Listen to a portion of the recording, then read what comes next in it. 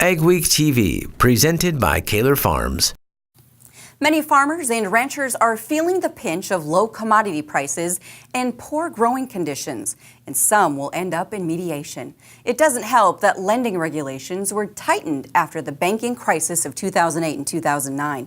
But as Mikkel Pates found, the programs vary from state to state, and some say there's a need to improve them. South Dakota has a mandatory mediation program before a lender can foreclose, but the program has some weaknesses.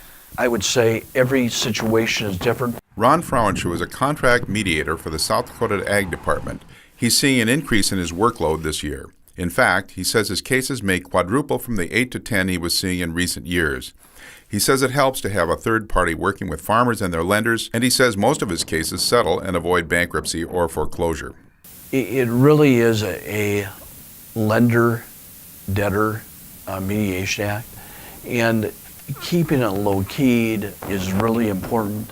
J.T. Corco became a private ag financial consultant after a career in farming and lending. He saw a need for ag credit counseling and is still one of the few who do it. He works in a 5-state area, and right now he's helping about 6 clients through bankruptcy.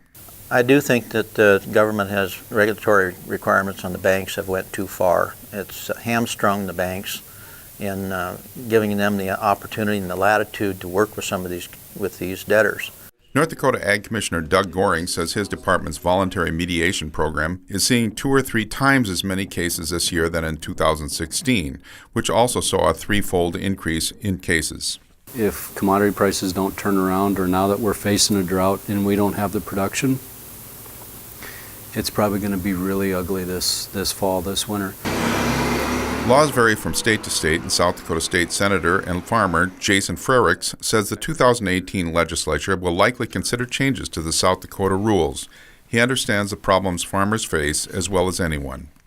I've been an at-risk agriculture producer for over the last 10 years. Frericks would like to see lawmakers consider putting more teeth in the rules that require lenders to negotiate in good faith. We cannot lose a single agriculture producer here in our state, and obviously in terms of financial it could be very tough to save all of them, but mediation is one bright spot.